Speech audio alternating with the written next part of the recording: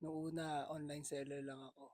Then, nung January ko lang nag-open yung Beyond Archives. Hindi ko nakikita yung sarili ko na mayroong sariling store eh. Kasi yung pinaka-OG talaga nito, kasi makikita nyo, mga ukay-ukay to, di ba?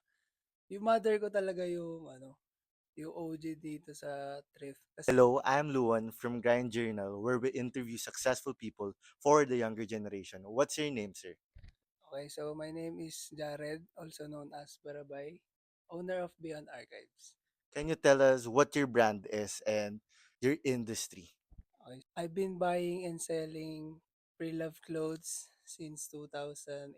So, it's been 7 years na.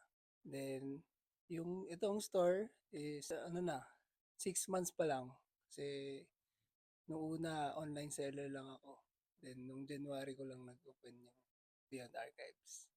So, backstory, before you became an entrepreneur, do you really see yourself at this back then? Hindi ko nakikita yung sarili ko na mayroong sariling store eh. Kasi yung pinaka-OG talaga nito, kasi makikita nyo, mga ukay-ukay to, di ba?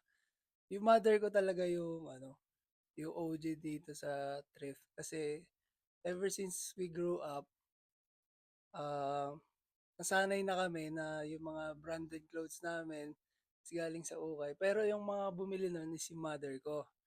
And then, nung nag-college, yung pagka nag nung nag-college kami ng girlfriend ko, kapag nagde-date kami, halos siya na lang palagi yung taya. So, ang nangyari, sabi ko sa kanya, gusto kong bumawi kasi nahihiya na ako. Ayun, yung mga pinagliitan ko ng mga damit, tinry naming ibenta online. Then we opened our IG store. Also, we posted it on some social media platforms.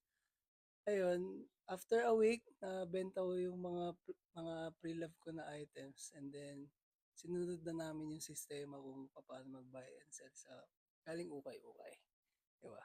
So ayun.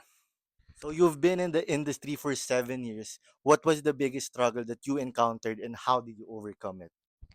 Struggle ko sa araw-araw is yung kapag wala akong nagiging upgrade or wala akong natututunan, dun ko na dun pumapasok sa isip ko na kailangan ko talagang kailangan talaga mag-improve.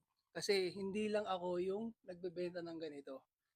Kailangan ko ring hindi naman sa makipag-compete, kailangan ko lang din i-upgrade yung sarili ko.